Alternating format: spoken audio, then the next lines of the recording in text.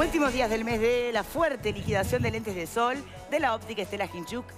Colección de lentes de sol con descuentos de hasta el 70%. No se lo pierdan. Menos en estos días que estamos de veranillo otra vez. Recuerden que hay 5 locales en Montevideo y 2 en Punta del Este que están abiertos todo el año. Retomamos entonces. Y poníamos antes de ir a la pausa el tema de la ética en general, ¿no? Es decir, porque, a ver, el tribunal o el Frente Amplio entiende que el tribunal tiene que juzgar lo de la tarjeta corporativa del vicepresidente, pero no entendió que había que juzgar la ausencia de un título. Ya no digo lo de acá, porque eso estaba a manos de la justicia. Pero ¿qué pasa? Algunas cosas son éticas y otras no importa tanto. Victoria, para ser fieles con los hechos, hay una precisión que marcaba Verónica recién, que el tribunal del Frente Amplio, el Tribunal de Ética, actúa a pedido. Sí, por eso digo, el Frente Amplio no le pareció que en este caso, a pedido de Sendic actúa. Sí. Bueno, en otras circunstancias nadie activó esos resortes, ¿no? Por eso analicemos la ética, ¿no? ¿Me permitís una aclaración? Sí, cómo no. No se llama Tribunal de Ética. Conducta política. Conducta política. Está bien, correcto. Ese matiz no es menor. No es menor. Juzga una conducta política. Exacto. Es pero volviendo específico. al concepto de ética, yo creo que la ética muchas veces en política está vinculado a, como usted decía hoy, el contexto en el que esos hechos se dan. En las últimas horas el Partido Nacional, o el candidato Luis Lacalle Pou, retomó a un diputado que había tenido algunos problemas vinculados a ilegalidades y demás. Que había expulsado el propio que partido, había sido expulsado. Y entonces uno se pregunta, pero la misma conducta que el diputado reconoce, ahora es ética y no lo era hace un tiempo atrás. Me parece que está vinculado a las oportunidades. No es que sea ética. Se supone que el señor se arrepintió. Pagó lo que tenía que pagar. Saldó las deudas. No sé cómo fue el tema, ¿no? Pero acá nunca tuvimos un vicepresidente haciendo una autocrítica, ¿no? Bueno, me parece que el asunto de la ética, más allá de esto, está vinculado a las oportunidades políticas. Cuando vienen y traen votos, puede ser que la ética valga menos. Cuando los votos se van, ya sea en este caso o se van con su permanencia, y bueno, capaz que la ética vale un poco más. 3 cositas, para mí que es importante. El tema de la ética evidentemente ha cambiado. Recuerdo, porque la otra vez comentaba a Conrado Hughes, que Pedro Blesa Erzósimo, ministro del Interior en los años 70, renunció a su cargo porque Wilson Ferrer Aldunate demostró que había comprado masas en una confitería con la cuenta del Ministerio del Interior. Eso causó de que este señor renunciara al Ministerio. 1 kilo de masas, entendámonos, ¿tá? Nada menos que Wilson lo hizo renunciar. Que hoy la oposición no pida la renuncia es porque evidentemente les conviene, ¿no?, que se quede, porque es un palo para darle en el 2019 abierto. Es un flanco que va a tener el Frente Amplio con Sendic vicepresidente que se friegan las manos. Pero viste lo que plantea Botinelli, en realidad el palo va a seguir existiendo. Sí, va a seguir existiendo, pero no es lo mismo. Por haberlo contemplado tanto tiempo. Pero no es lo mismo. Una cosa es tenerlo ahí y decir, lo tuvieron, a pesar de todo lo mantuvieron. Y después, el tema del PDC, yo lamento mucho, es un partido prácticamente insignificante, no existe. Más allá de que tengan 2 o 3 personajes cercanos a pero se está perfilando, te interesa mantener el perfil, la vertiente lo mismo. A ver, yo creo pero que vamos a poner tampoco los pies. Yo creo que la ciudadanía juzgó, yo decía hoy, con lo del título, con lo de la fiesta y con lo del colchón. Porque realmente estoy de acuerdo con Botinelli, los 1.000 millones es algo muy abstracto, nadie lo entiende. Una fiesta, todo el mundo tuvo una fiesta de cumpleaños de su hijo, de su hija, no sé cuánto, o un casamiento, y $370.000 nadie gastó. Pero lo único que fue la justicia fueron los 800 millones, fueron lo de ANCAP. A la justicia no fue el colchón, a la justicia no fue el título, y si fue a la justicia el título, fue por un tema menor. Bueno, el título fue, pero se exoneró. Acuérdense. Ahí está. No hubo delito. Ahí está. Quiere decir que acá estamos en presencia... Si estamos en presencia de otra cosa, y acá estamos entrando ya en un plano de análisis político, o sea, en mi primera intervención hice un abordaje, si se quiere, institucional de cómo funciona esta cosa. Desde el punto de vista político, mi lectura es diferente. Yo creo que lo que hay ahora aquí es la continuación o la reedición de la pulseada entre Vázquez y Mujica, que comienza ya luego del primer gobierno de Vázquez, cuando en el Parlamento la bancada del MPP se cruza de brazos frente a las interpelaciones por el caso de Pluna. ¿Y por qué se cruza de brazos el MPP en el gobierno de Mujica por el caso de Pruna? Porque era un negocio que se había hecho en el gobierno de Vázquez, donde estaban implicados los ministros de Vázquez. Y el MPP calladito vio como el senador Moreira preguntaba y repreguntaba. Y de alguna manera, si ustedes recuerdan bien, y aquí se citaba el caso de cuándo comienza, y lo citó muy bien Oscar, cuándo comienza la crisis, llamémosle crisis de Sendic, es en octubre del 2015. ¿Y cuándo ocurre? Repasemos los hechos. ¿Qué fue lo que pasó entonces? Mientras el MPP se negaba a una investigación parlamentaria, y todos recordamos que fue así, fue la opinión del presidente Vázquez la que inclinó la balanza para que esa opción de la investigación parlamentaria se abriera. Y yo recuerdo muy bien una expresión muy, digamos, poco elegante de la senadora Topolansky cuando dijo, bueno, le dimos la investigación para que no jorobaran más. Dijo otra cosa, pero un poco más dura. Pero mostraba la molestia de la senadora Topolansky y del MPP al habilitarse la investigación. ¿Y por qué había la molestia? Porque se sabía que iba a terminar así. Claramente, y cuando ayer el senador Mujica sale a la televisión muy molesto con lo que él llama presiones, él define como presiones, o sea, el PDC, la vertiente artiguista, el tuit del fiscal de corte, el propio presidente de la República, él lo pone como presiones, ¿verdad? Mujica, el líder de la fracción más importante del Frente Amplio, lo pone como presiones, quiere decir que no está muy contento Mujica de cómo se está llevando adelante por el Frente Amplio y por el presidente Vázquez el caso Sendic. Por lo tanto, yo creo que esto no termina con la renuncia y va a seguir en los próximos años. Te salteas una cosa, Sendic era candidato de Tabaré y de Pepe. Bueno, así que me parece que te estás... la confrontación ahí... Al contrario, te agradezco que me cites eso por lo siguiente, para que veas cómo es la sociedad Sendic-Mujica. En las elecciones internas del año 2014, la 711 sale de las urnas con una votación explosiva, que fue justamente esa votación explosiva, la más alta, la interna, que lo lleva a Sendic a la vicepresidencia. Y que después pasa en octubre en la elección. Oscar, que tiene todos los números en la cabeza, me lo podrá refrendar. La votación de la 711, que fue una cosa explosiva en la elección interna, se fumó. ¿Y por qué se fumó? Porque, claro, y subió la del MPP. ¿Y por qué se fumó y subió la del MPP? Porque el MPP, en una parte muy importante, fue a votar a Sendic para que se lo enchufaran a Vázquez como vicepresidente de la República. Sí, señor. Y fue así porque los números corroboran que fue así. No es tan fácil que Vázquez hacerte que le enchufen nada. Bueno, perdóname, me parece que ahí... Se lo tuvo que tragar. A mí hay una cosa que me gustaría decir que la insinuó recién Botinelli y ahora en otra dirección lo marcaba Alfredo. Es cierto que de la perspectiva política y mucho más vinculado a los votos, el peso del PDC es muy mínimo en la interna del Frente Amplio, pero agregan esa declaración un tema que se da de la mano perfectamente con las expresiones del presidente Vázquez, y es, hay un momento en que la decisión es personal, dice la declaración, y a cualquiera puede entender que lo que le está diciendo a Sendic es, ante la abrumadora suma de acontecimientos, llamémosle por lo menos irregulares, hay un momento que el dirigente político tiene que dar un paso al costado. Y me parece que por ahí viene la presunta importancia de esa aclaración. Un matiz, es decir, debe ser usted el que se tiene que apartar. Y hay otro elemento que Botinelli también lo señalaba.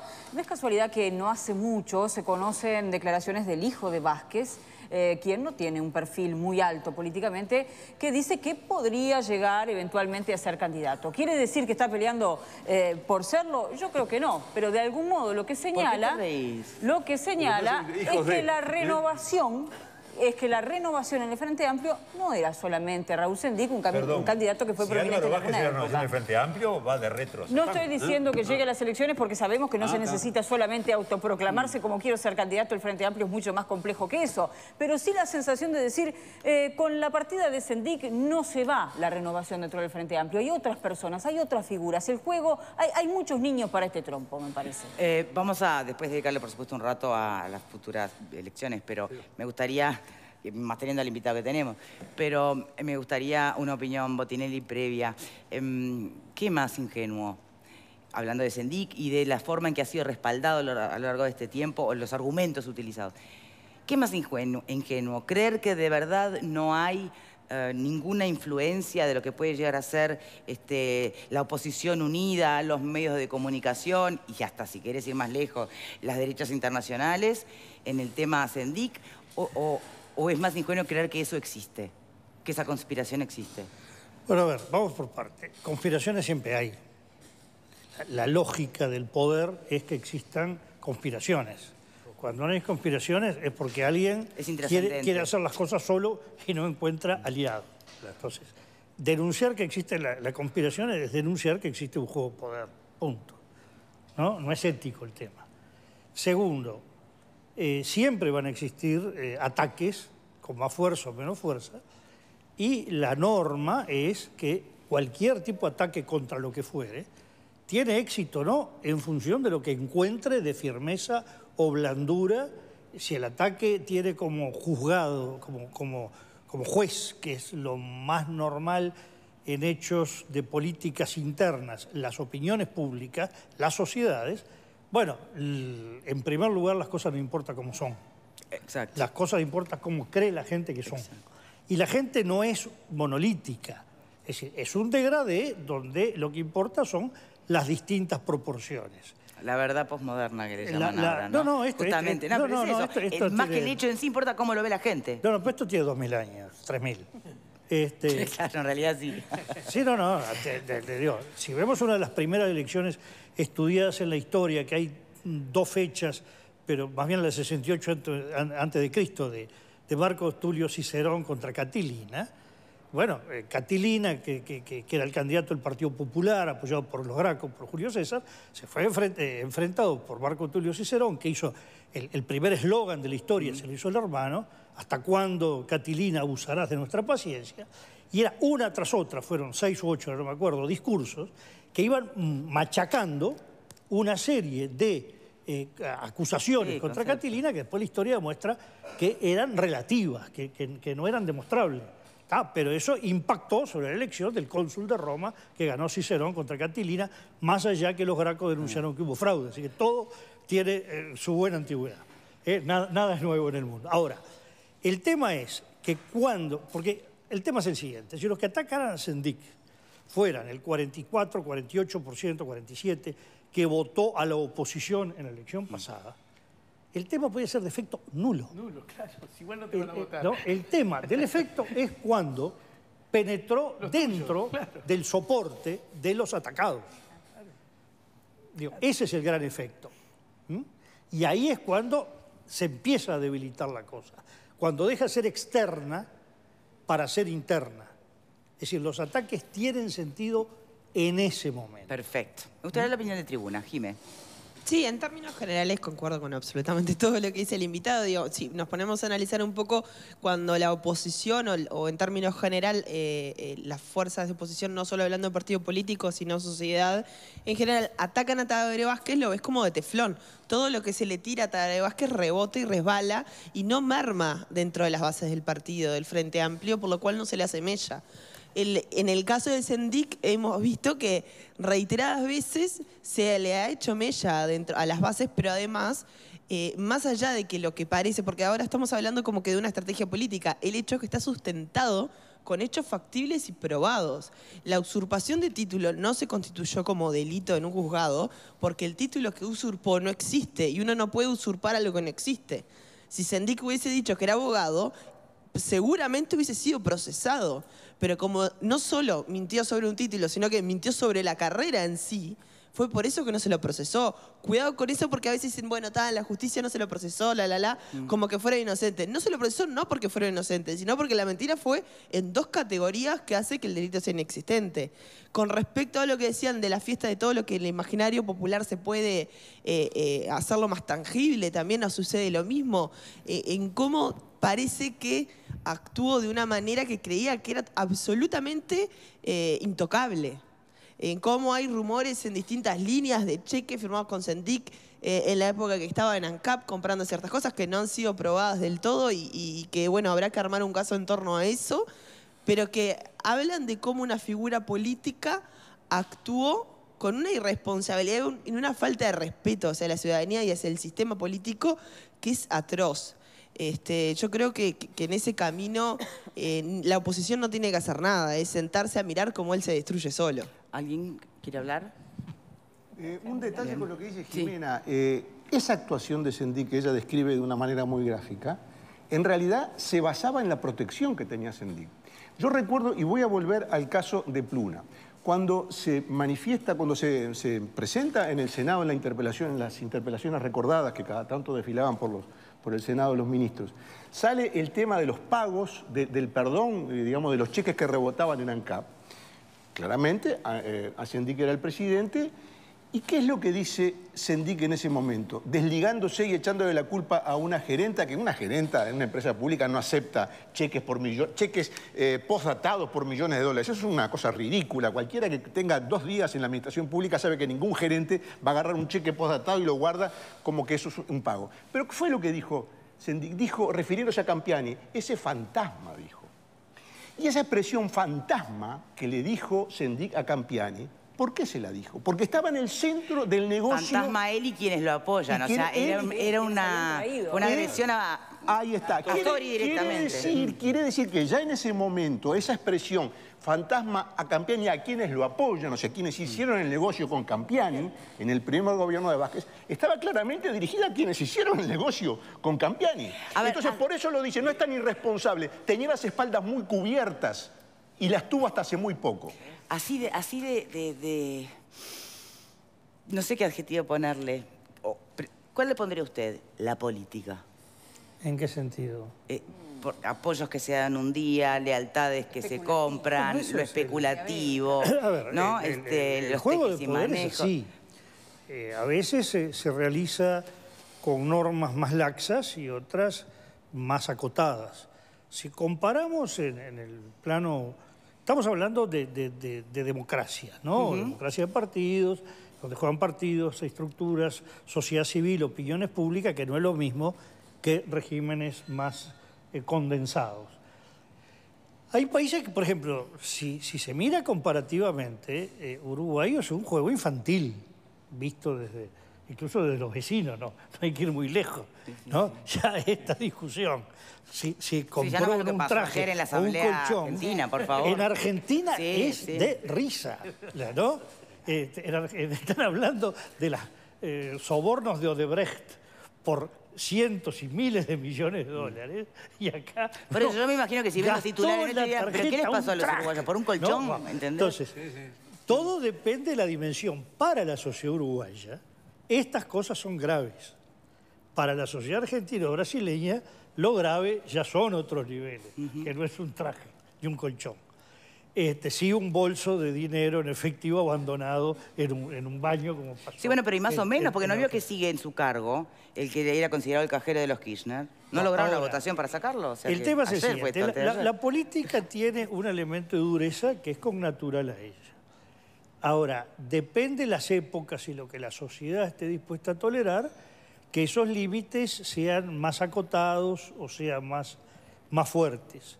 Ahora, no es un juego de damas, en el sentido del juego de damas, no estoy haciendo cuestión de género, no es un juego de dominó, tampoco es una guerra. Es decir, la política no es la caricatura de House of Cards. ¿Es un juego limpio? ¿Qué? ¿Es un juego limpio?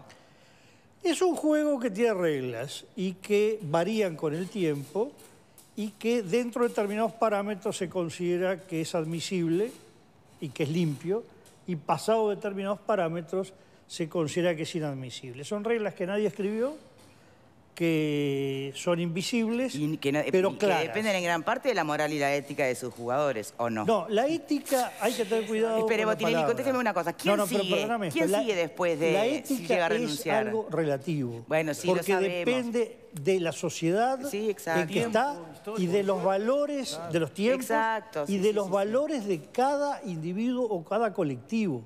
No hay por ejemplo, un partido político podría expulsar a alguien porque esa persona, si es mujer, o su pareja, si es hombre, se hizo un aborto. Y otro partido considera que es una barbaridad que alguien expulse a alguien porque hizo un aborto. Y son 2 visiones, estoy poniendo un tema muy claro, que implica 2 visiones éticas, no es solamente un tema filosófico, 2 visiones éticas que son opuestas y cada una absolutamente defendida por cada parte con total convicción. Entonces, los juicios no siempre son generales, ¿no? Tenemos que hacer una pausa, pero me gustaría ya entrar a, bueno, cómo sigue esto, ¿no? ¿Quién va efectivamente, si renuncia el vicepresidente, ese tiempo que odio, habría, ¿no? ¿Quién habría de ocupar, o habría hecho, pero vamos a hacerlo con perfecto futuro, ¿no? ¿Quién ocuparía ese cargo? El que le corresponde por la Constitución. Claro. ¿Cómo vamos a preguntarnos eso? Está en la Constitución. Bueno, no hay que preguntarse. Hay un partido político que decide también. A ver, volvemos con el juego político. Bueno, pausa y ya venimos. Pausa y ya venimos.